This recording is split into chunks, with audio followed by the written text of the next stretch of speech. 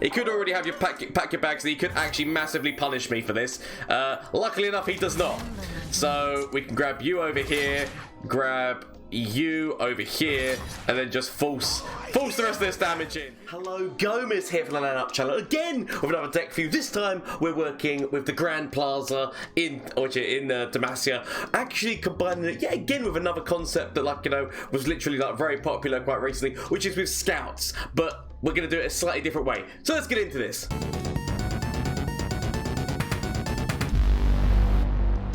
So the deck is called Plaza Scouting. Now, I know what you're thinking. You're thinking, Gomez, Scouts, which Scouts was a thing long, like I say, long time ago. It wasn't that long ago. It was only last season. Scouts thing, and so a scout deck would normally run the only Bilgewater card would be Misfortune, and the rest of it would be Demacia, with the idea of hitting Bannerman and all that stuff, right? So I have decided to take a slightly different take on it for my one for this, which of using this landmark. So we are using the Grand Plaza, which is called Grand Plaza. When an ally is summoned, give it 1/1 and challenge. Now, here's what we're going to be doing here. The actual plan is that we want to be trying to level Misfortune, because the ability of getting that, which could like the 1 damage in and then going into the free damage, the free damage in, like once she's leveled. So one damage to start, but then it goes into free damage.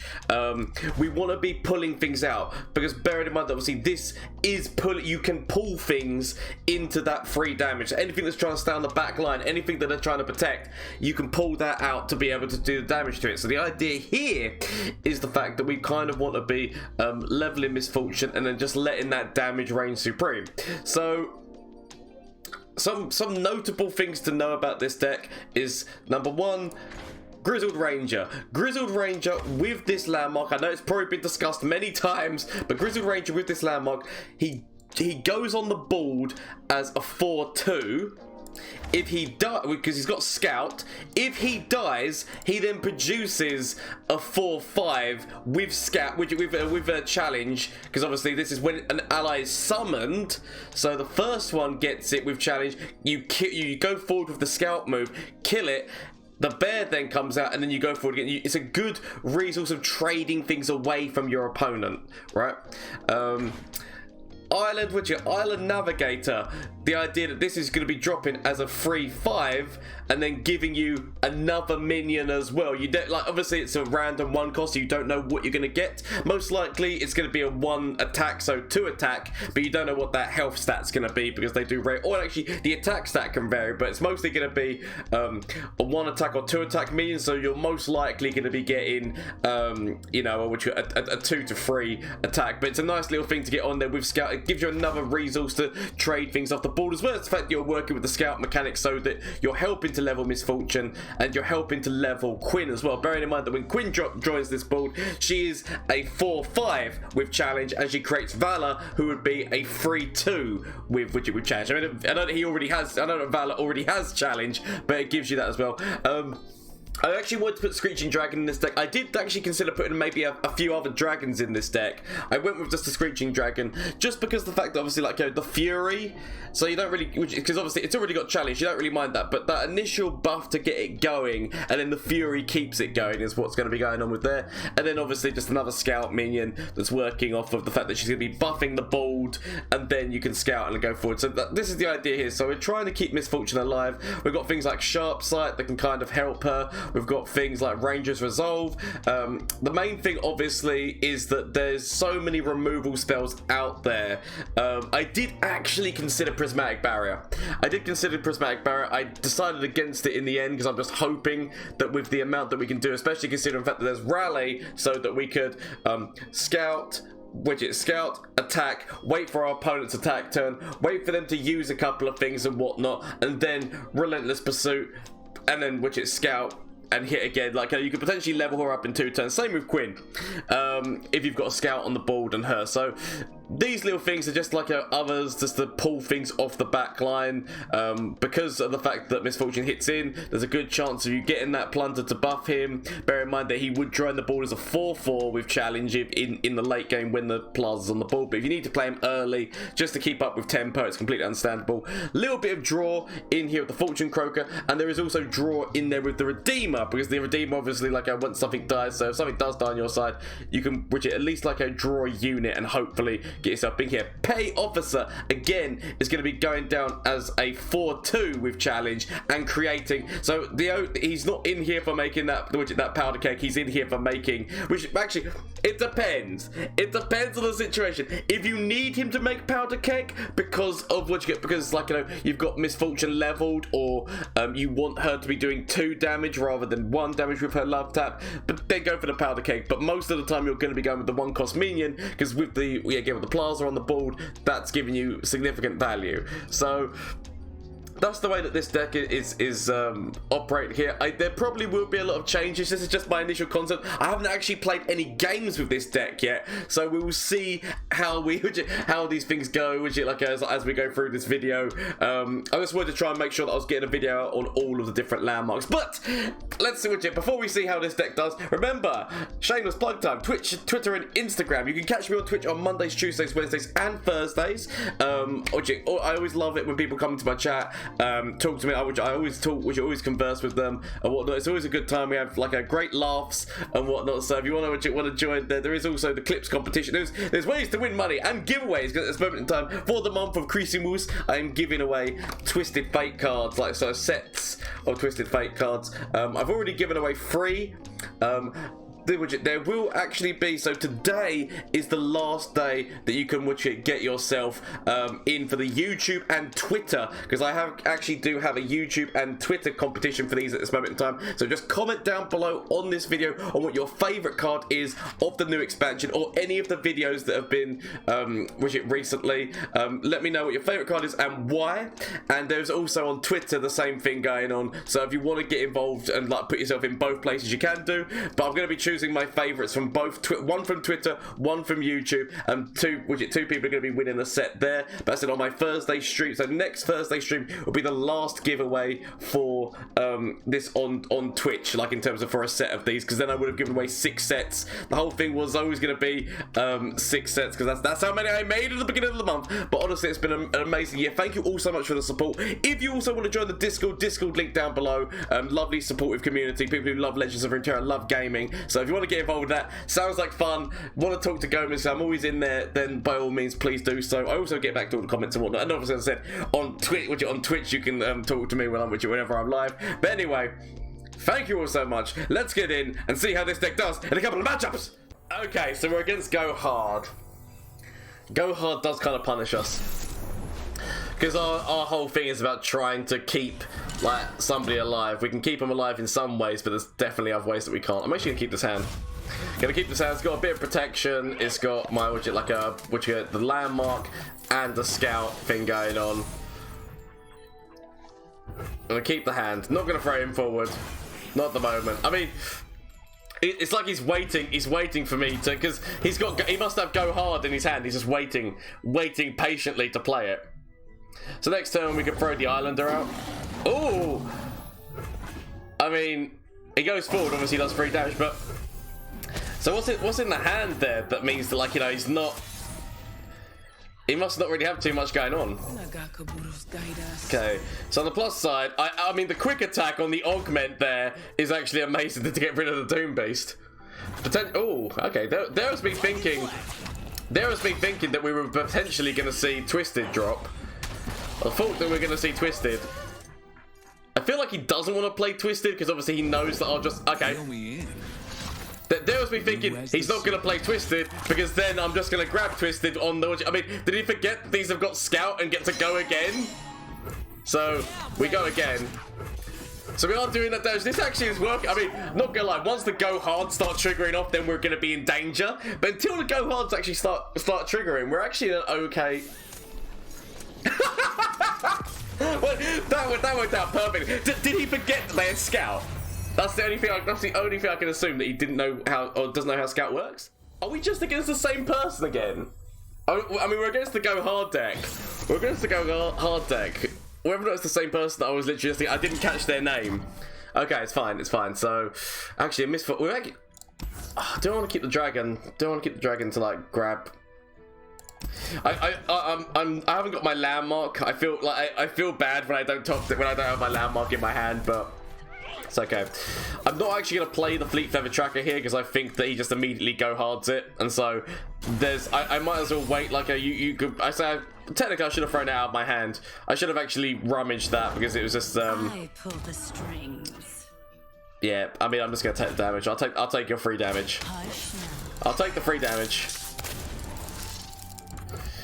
Just say because, or do I just throw one of these guys out just so that I can?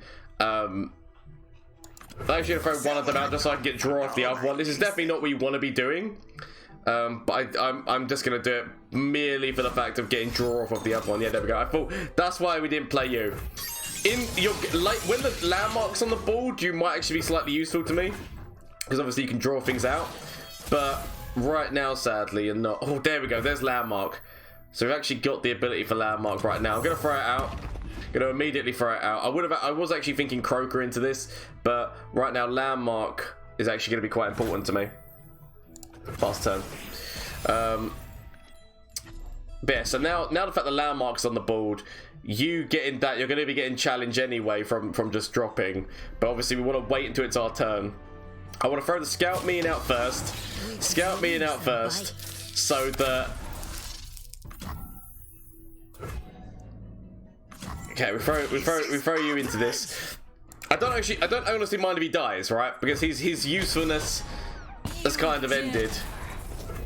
I say that, but I mean obviously we could still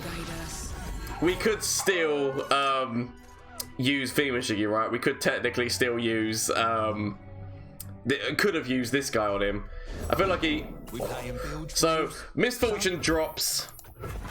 Misfortune drops. He could have Vengeance, by the way. There is other removal in that deck other than Go Hard. We could actually save this guy's life.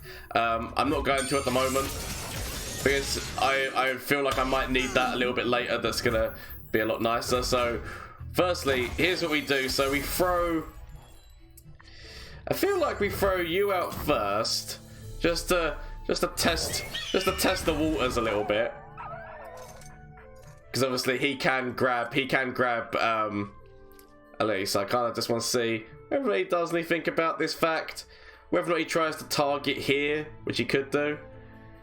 But obviously he's definitely got vengeance capability right now, so he's passing because he knows I feel like he hits vengeance. I feel like he hits vengeance on top of misfortune, but it's the best. I've still got to throw her out because it's the only move that like makes sense right now. Yep. Thought it would happen. Sadly, nothing I can do about that. So, just immediately attack forward there. Immediately attack forward here. Would have attacked forward with this one as well, but he's got like really good trade-offs for that one.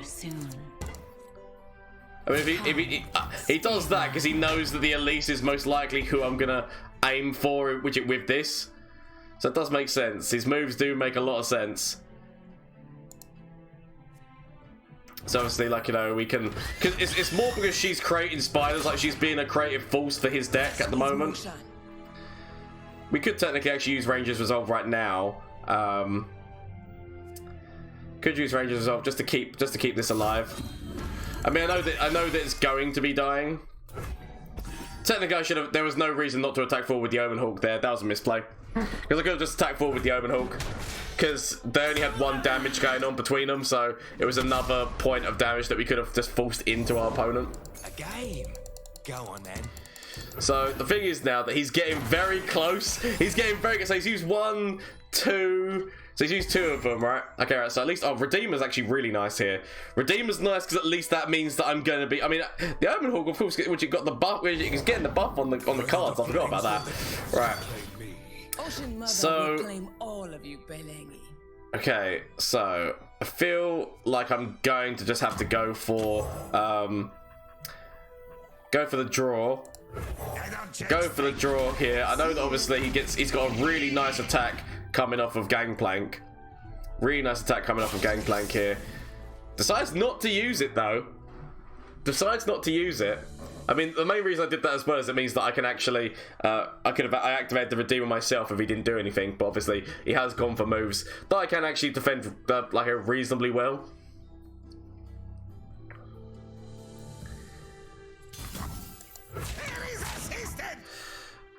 I would love to keep. I mean, Fleet Flavor Tracker, his usefulness has kind of come to an end right now, hasn't it? So I can throw the Redeemer out, just to be able to get that draw going. I've trained my whole life for this. Okay.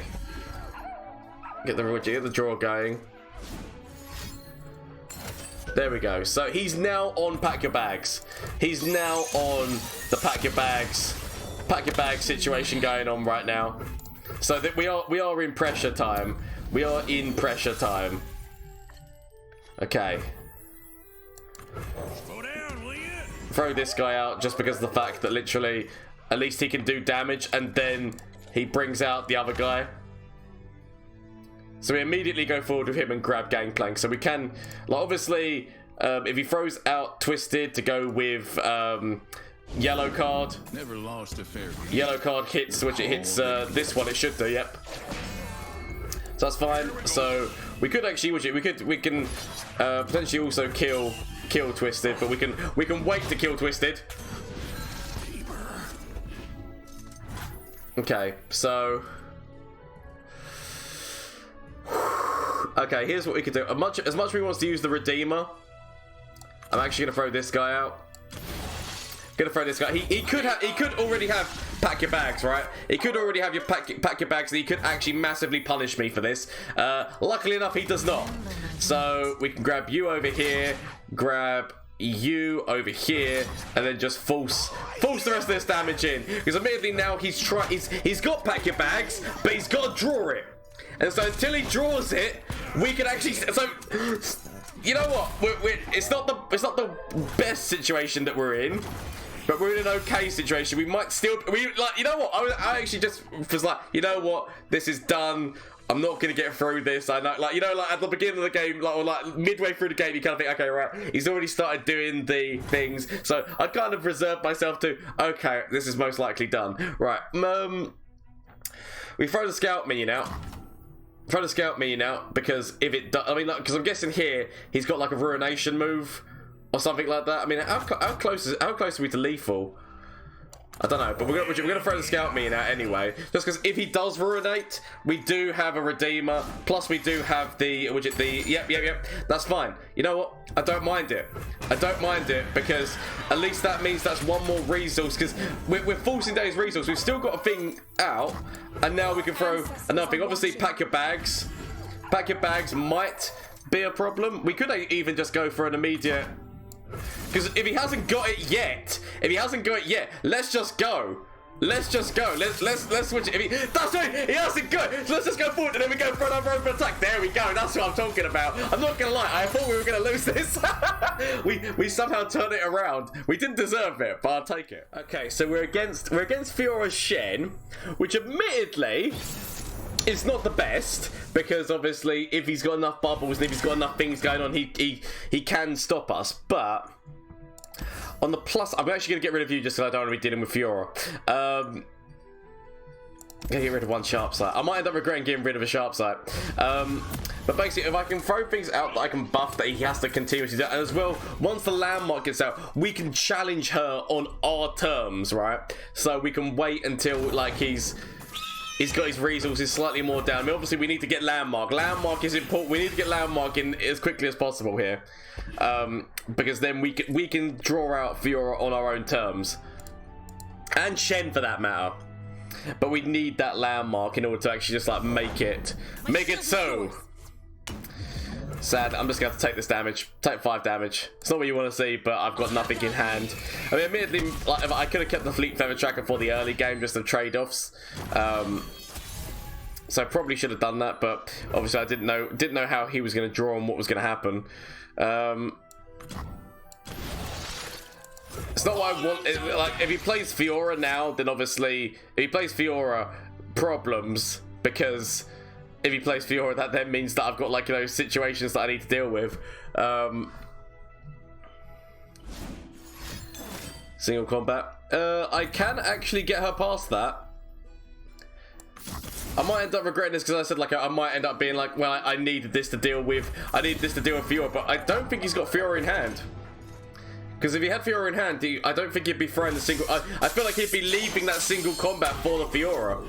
Like personally, I might be wrong, but that's how I feel that he would legitimately deal with that situation. We throw both of these forward, so we're at least doing 3 damage into our opponent. He might defend yet, but we're also getting rid of at least one of his challenge minions as well, which is quite nice.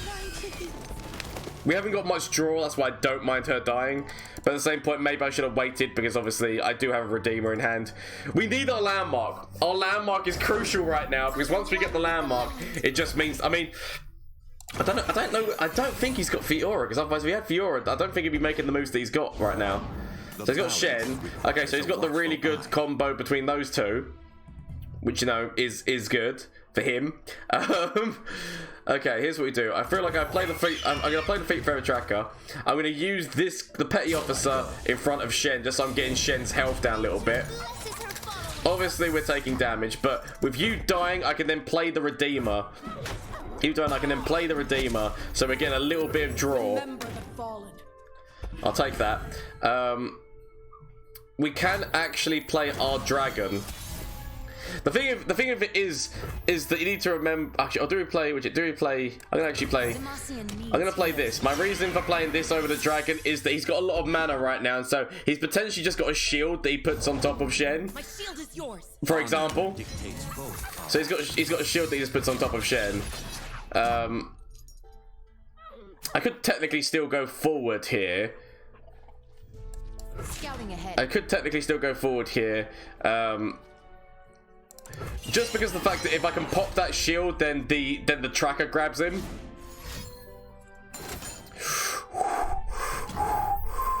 Okay, fair play. Good move.